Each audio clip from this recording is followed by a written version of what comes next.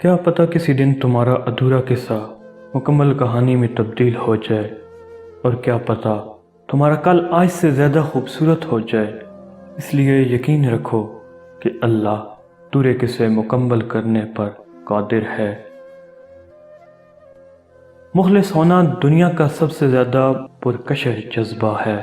آپ کسی کو کچھ نہیں دے سکتے مگر اچھے الفاظ تو دے ہی سکتے ہیں۔ الفاظ لہجہ نہیں رکھتے مگر تاثیر تو رکھتے ہیں۔ شاید آپ کے الفاظ کسی کے لیے راہ حیات بن جائیں۔ یقین جانیں وہ لوگ خوش نصیب ہوتے ہیں جن کے الفاظ لوگوں کے دلوں میں رقم ہو جاتے ہیں۔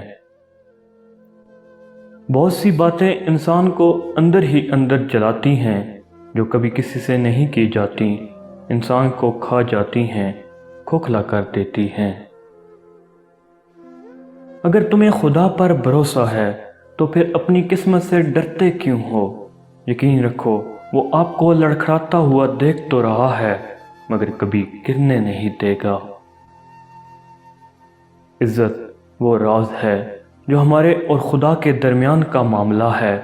عزت وہ نہیں ہوتی جس کے ذریعے دنیا کی طرف سے آپ کو شاباشی ملتی ہے، یا عزت وہ نہیں جو دنیا دیکھتی ہے، بلکہ عزت وہ ہے جس میں آپ کا قلب مطمئن ہوتا ہے۔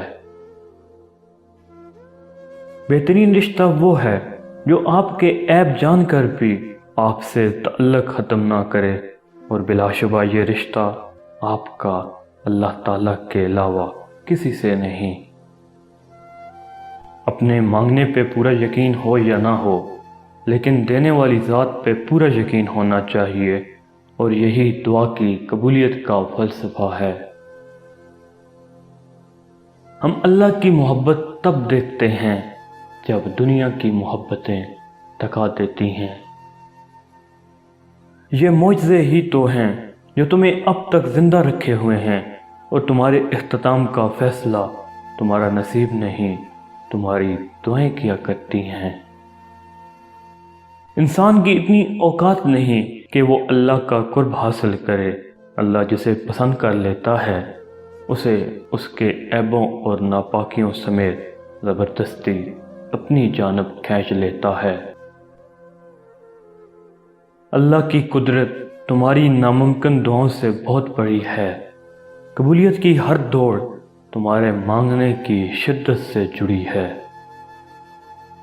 بہت سے رشتے ختم ہونے کی وجہ یہ بھی ہوتی ہے کہ ایک صحیح بول نہیں پاتا اور دوسرا صحیح سمجھ نہیں پاتا۔